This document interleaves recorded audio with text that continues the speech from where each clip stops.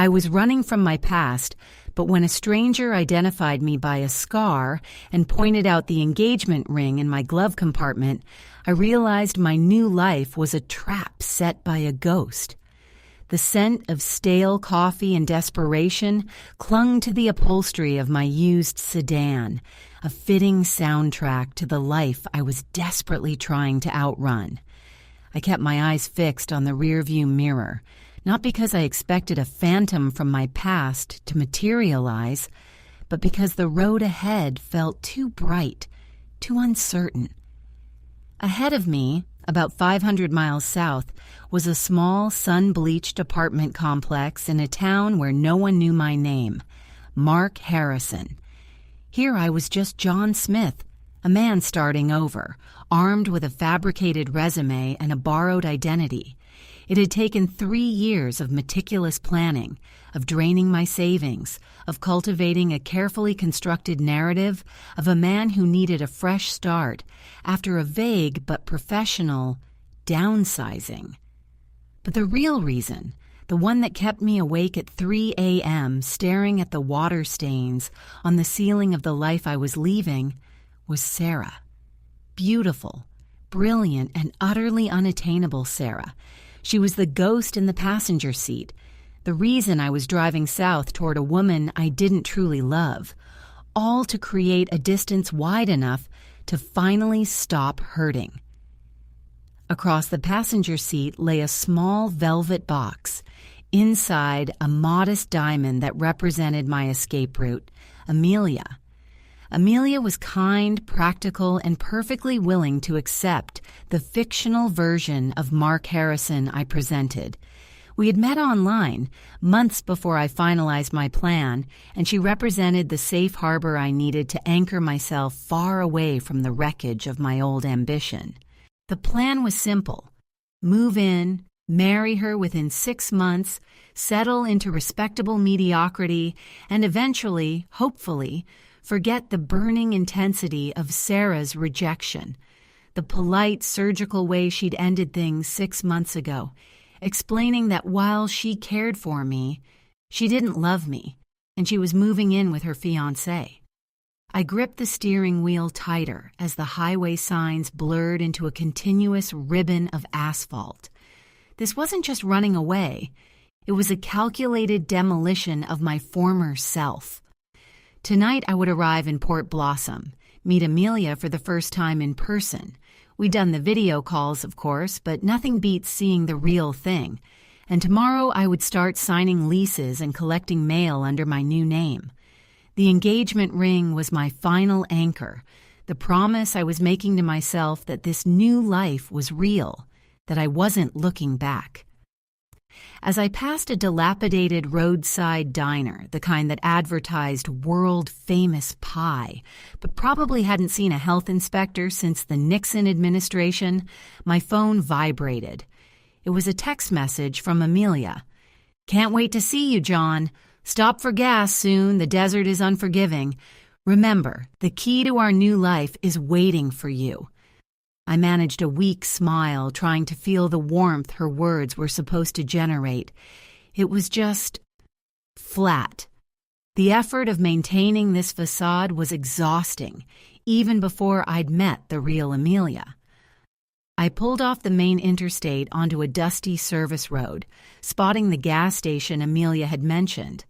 It looked even more run down in person than the blurry satellite photo suggested. As I pulled up to the pump, my heart hammered against my ribs. This was it, the point of no return. I clicked open the fuel cap, the metallic smell of gasoline mixing with the dry desert air. I pulled the nozzle free, half expecting a hidden camera crew to jump out, revealing this entire detour as some elaborate psychological experiment. Just as the pump started clicking, a beat-up pickup truck roared into the lot, gravel spitting out from under its tires. It screeched to a halt right beside my car, blocking my exit slightly. A large man, looking like he'd wrestled crocodiles for a living, unfolded himself from the driver's seat. He had a thick, graying beard and eyes that looked like chips of flint. He didn't look at me. He walked straight toward the back of my sedan, his shadow falling over the dusty trunk. I felt a prickle of unease, reminding myself I was a new man, ready for conflict if necessary. He circled around to the rear bumper, and I braced myself, preparing to ask him what the hell he thought he was doing. But then he stopped dead. He lowered his gaze slowly, his hand reaching down, not toward my car, but toward the ground just behind my rear tire. He picked something up. It was a small, tarnished silver locket, the kind an older woman might wear. He held it in his massive palm, turning it over in the harsh afternoon light. Then slowly, painfully, he looked up, his flinty eyes locking onto mine with an intensity that made the blood drain from my face. "That's funny," he rasped, his voice deep and gravelly. "I haven't seen this since the day my wife disappeared. And you, mister, you look exactly like the man who gave it to her." The locket glinted dully in the man's massive hand. Time seemed to stretch, the only sound the relentless mechanical tick, tick, tick of the gas pump registering the fuel draining into my tank. His gaze wasn't aggressive, not yet. It was something far worse, a deep, agonizing recognition laced with utter confusion. "What are you talking about?"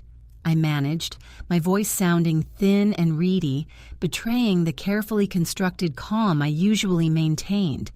I forced my hands away from the nozzle, pulling them up in a gesture of innocence, but my heart was already sprinting a frantic marathon against my ribs.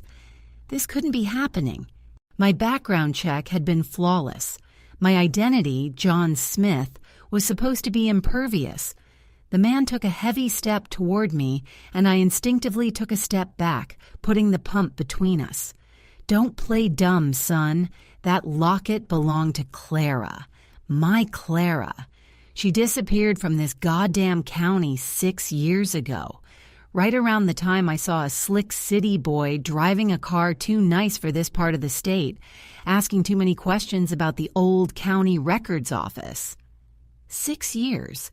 The timeline didn't match my own disappearance, which was only 3 years old, but the accusation was a poisoned dart aimed squarely at the foundation of my new life. I swallowed hard, trying to dredge up some generic, plausible lie. "Sir, I think you have me confused with someone else. I just moved here. I'm passing through. My name is John Smith." He let out a short, humorless bark of laughter. "John Smith? Sure, kid. And I'm the King of England. Look at your hands." I glanced down at my hands, clean, manicured from the expensive soap I'd used at the last hotel stop. What was he seeing? "No, look closer," he urged, pointing the locket at my knuckles. "You got a little scar right here on your left index finger from when you were bragging about carving your initials into that fancy oak desk back at the university, remember? You were so proud of your name then. You didn't even use a proper knife. You used a key. You're not John Smith. You're Matthew." Matthew. My real name.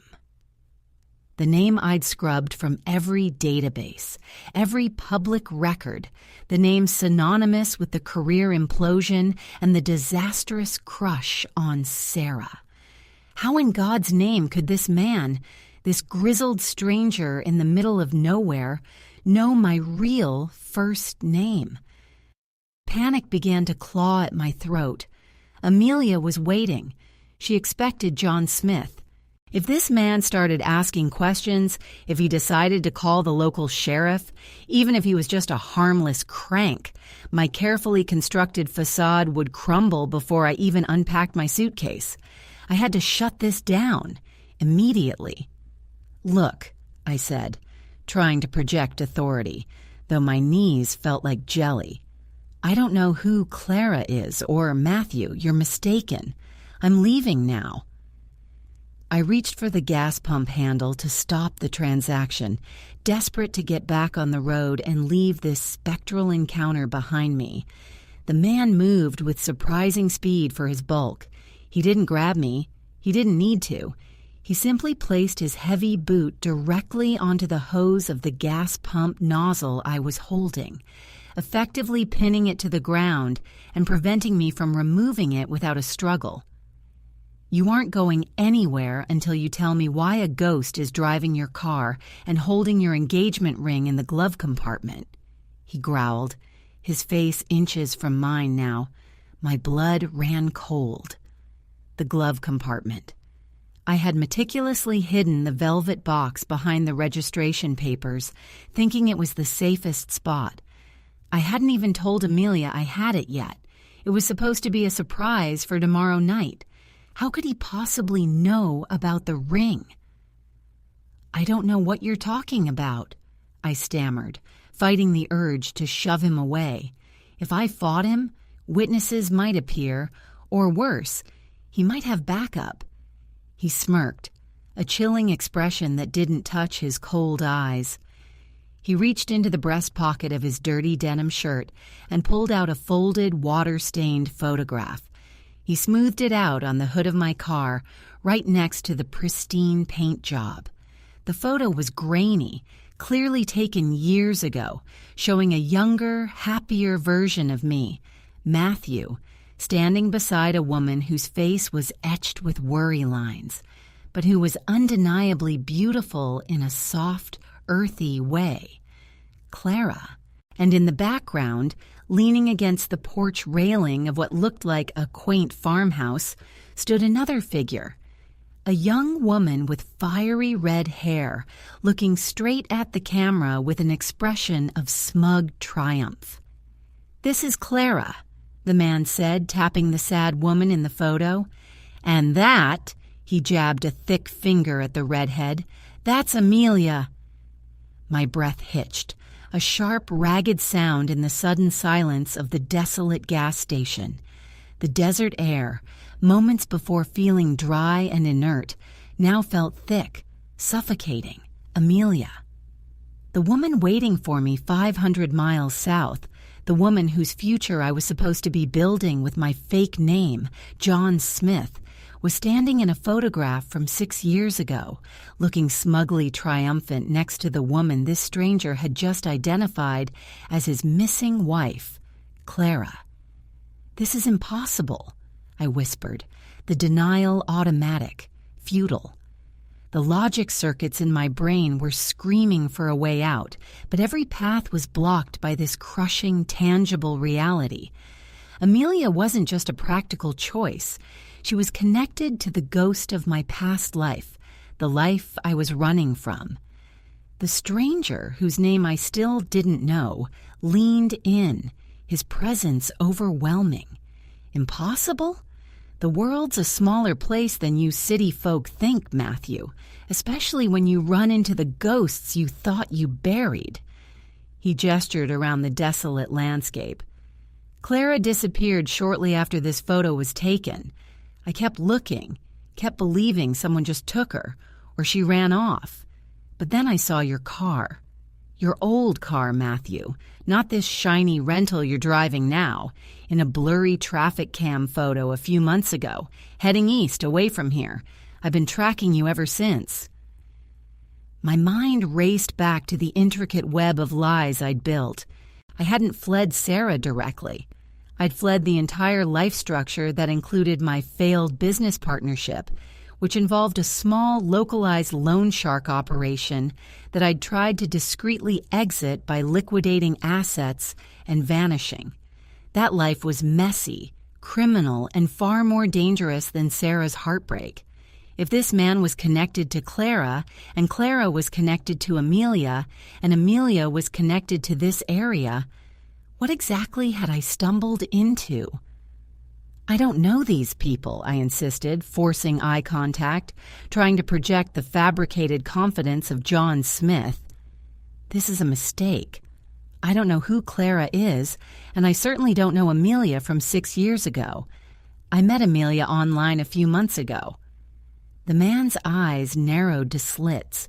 He tapped the photo again, this time right on Amelia's smiling face. Amelia Vance, my sister. She told me she'd cut ties with the Vances a long time ago, that she was finally happy, marrying a nice man, settling down somewhere quiet. She never mentioned her old life or how she knew Clara. But look at her eyes in this picture, Matthew. Pure malice. She always wanted what Clara had. The revelation hit me like a physical blow. Amelia wasn't just a convenient escape plan. She was perhaps tangled up in whatever happened to Clara. And if Clara was missing, and her husband was here accusing me, Matthew, of being the last person seen with her, I was no longer a man starting a new life. I was a prime suspect in a cold case, dragged back into the muck I tried to escape. If you have proof she's missing, why are you talking to me? I challenged, trying to buy time. Why haven't you gone to the police? He let out that humorless grunt again. The police stopped looking 5 years ago, said there was no evidence of foul play, just a runaway wife. But I know my Clara. She wouldn't leave without a word. And now I see you. The slick operator who was sniffing around our town records suddenly resurfaced with a new name, heading straight for Amelia again. I think you know where Clara is, Matthew. Maybe you helped Amelia get rid of her. Suddenly, the sound of a car door slamming echoed from the front of the station. A crisp, unfamiliar sound, too precise for this dusty location. Both the stranger and I snapped our heads toward the noise. A sleek black SUV, the kind you see parked outside corporate headquarters, was pulling up slowly, blocking the entrance to the gas pumps entirely. 2 figures emerged. They weren't local law enforcement. They wore dark, tailored suits, their demeanor radiating a cold, expensive competence that made the grizzled stranger look like a village eccentric. They moved with synchronized precision, scanning the area. The man holding Clara's locket went rigid, his flinty eyes wide with a new kind of fear. "The lone guys," he breathed, shoving the photo back into his pocket. "They found you, Matthew.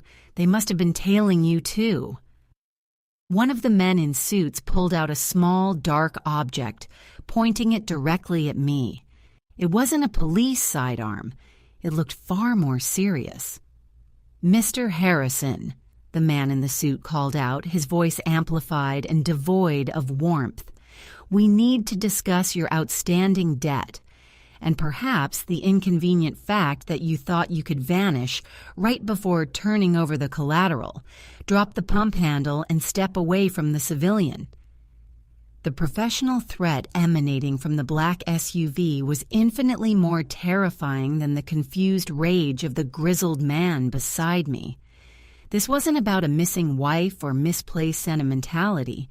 This was about the cold, unforgiving mathematics of finance, the dark underbelly of the life I was supposed to have incinerated 3 years ago. These weren't local thugs. These were enforcers. People who specialized in erasing problems. "Drop the handle now," the suited man repeated, taking another measured step forward. The small dark object in his hand, definitely not a standard service revolver, looked heavy, purposeful. My mind, however, was stuck on the intersection of threats. Clara's husband, who I now recognized as the farmer whose property bordered the undeveloped land I'd been trying to acquire before my whole life imploded, was terrified of these men. If they were here for me, Matthew, and they recognized me, it meant the trail hadn't gone cold.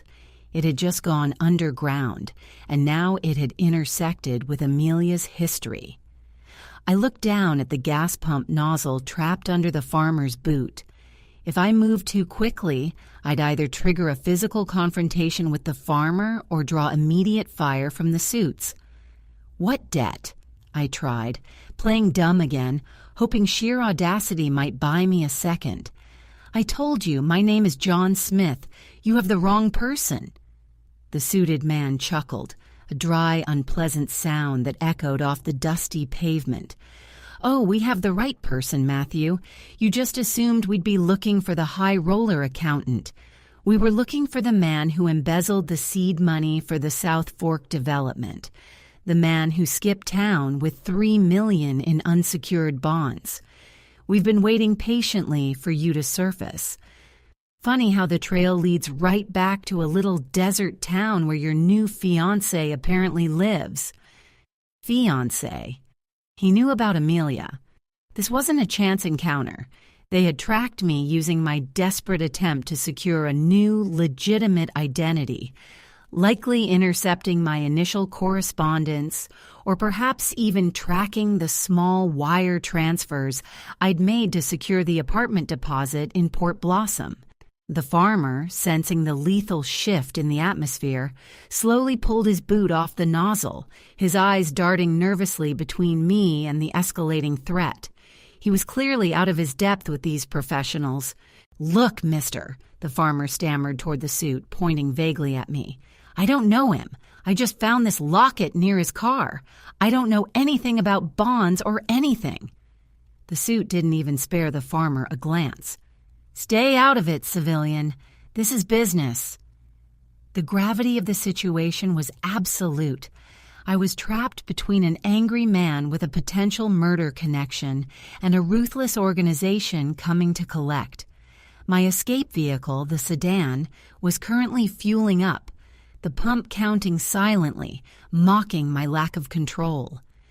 I made a split-second decision, driven by pure survival instinct honed over 3 years of paranoia. I yanked the gas nozzle free with force, not caring that fuel sprayed briefly onto the pavement. The pump immediately registered the transaction complete, spitting out a receipt. "Run!" I yelled at the farmer, shoving him hard toward the open door of his pickup truck. The suit reacted instantly. The small, dark weapon was raised. I didn't wait to see what it was. I dove sideways, throwing myself toward the driver's side door of my sedan, snatching the keys from my pocket. The farmer, stunned but recognizing the imminent danger, scrambled into his truck. A loud, sharp crack ripped through the air, instantly followed by the horrible sound of shattering glass. I felt a violent thud against the rear passenger window of my sedan. The glass exploded inward, showering the back seat with crystalline shards. The bullet had missed me by inches, striking the car I was about to enter. I scrambled into the driver's seat, ignoring the smoking hole where the window had been. The farmer cranked his old engine to life, roaring his pickup truck into reverse, trying to clear a path. The 2 suited men were already moving, flanking the sedan. One darted toward the passenger side door, the other toward the front bumper, trying to box me in. I slammed the car into reverse, flooring the accelerator, narrowly avoiding a collision with the farmer's truck as he swung wide. I spun the wheel hard, intending to barrel straight out of the lot, past the black SUV, even if it meant scraping paint. As the nose of my car swung around, heading for the relative safety of the highway exit ramp, I caught a glimpse of the farmer's pickup truck in my side mirror. The farmer wasn't driving away. He was leaning dangerously out of his window, not brandishing a weapon, but pointing frantically, not at me, but directly past me, back toward the gas station entrance. And in that final, horrifying glance in the mirror, I saw why. Blocking the road behind me, having apparently driven silently up the service road while we were occupied, was a third vehicle, a heavy-duty black utility van, doors already sliding open, and standing beside it, watching the entire chaotic scene unfold with an expression of detached, cold satisfaction, was Amelia. She wasn't wearing dusty travel clothes. She was dressed impeccably, her expression echoing the smug triumph of the photograph, and in her hand she held a phone, clearly recording the impending confrontation. Amelia. The woman waiting for me, the supposed key to my new life, stood like a conductor before an orchestra of disaster. Seeing her there, composed and coldly observant, made the betrayal a physical weight in my chest, heavier than the debt I owed. She hadn't been waiting for John Smith to arrive. She had orchestrated the convergence of my past, Matthew's creditors, and her own murky history. The farmer's frantic warning wasn't about the men chasing me. It was about the trap closing from behind. I slammed the sedan into drive, the engine roaring in protest as I spun the wheel toward the highway ramp, the only visible escape vector. The suited men from the SUV were still recovering from my aggressive maneuver, momentarily focused on the unexpected appearance of the third vehicle. The van's doors were wide open, revealing two more heavily built figures preparing to move. I knew, with chilling certainty, that driving toward them was suicide. I had one advantage. I was already moving, and they were expecting me to flee away from the trouble, not directly into it. With a violent jerk, I swerved the car hard right, ignoring the screech of the tires and the farmer's horrified yell as I shot past his pickup, driving directly over the scrub brush and onto the undeveloped lot adjacent to the gas station, land I recognized from my old research as being owned by an offshore holding company. The men in the SUV realized my intent and opened fire again. This time, the heavy-duty rounds slammed into the trunk and chassis, making the car shudder violently. The velvet box, still nestled in the glove compartment behind the registration papers, rattled ominously. "Stop the car, Matthew!" Amelia's voice, amplified by a small megaphone she now held, cut through the gunfire. It was sharp, clear, and utterly devoid of the warmth I had fabricated in my memory of our video calls. "The debt isn't what matters now. It's about leverage." Leverage. That was the word. I wasn't the target. I was the delivery system. I saw my opening. The service road where the farmer's truck was parked intersected with a narrow, overgrown drainage ditch that led to a hidden access point for the main highway. It was a path I had scouted during my clandestine property surveys months ago. I aimed the sedan down the ditch, engaging four-wheel drive, the undercarriage scraping loudly against rocks and debris. The suits couldn't follow without damaging their expensive vehicles, and the van was too large. They were stuck on the flat, open ground. As I bounced violently through the ditch, I snatched the registration papers from the glove compartment. The velvet box tumbled out. I didn't look at it. I grabbed the small, dark object I had retrieved from the side pocket of the door panel. A heavy-duty, unregistered sidearm I had bought 6 months ago in Nevada. My true insurance policy against the debt collectors, kept hidden in case John Smith ever needed to become Matthew again. I braked sharply at the exit of the ditch, leveling the gun. Behind me, the farmer was attempting to follow, his old pickup shaking dangerously. The suited men had abandoned the SUV and were moving toward me on foot, closing the distance rapidly. Amelia stood by the van, still filming, the farmer's truck now dangerously close to becoming collateral damage between the two factions. "It ends here!" I shouted, leveling the weapon at the lead suit. "I don't have the bonds, but I know who does." The suit paused, recognizing the shift in my demeanor. I wasn't running anymore. I was cornered, but I was armed. "You think one cheap pistol stops us, Matthew?" the suit sneered. "No," I said, my voice steady, the adrenaline finally clearing the fog of fear. "But I think this does." I didn't shoot the men. Instead, I turned and fired 3 controlled shots directly into the gas tank of my own sedan. The effect was immediate and catastrophic. The leaking fuel, still visible on the ground from the pump, ignited from the spark. A massive whoomph engulfed the car in an orange fireball, a violent, expanding blossom of heat and sound. The explosion didn't just destroy my getaway car.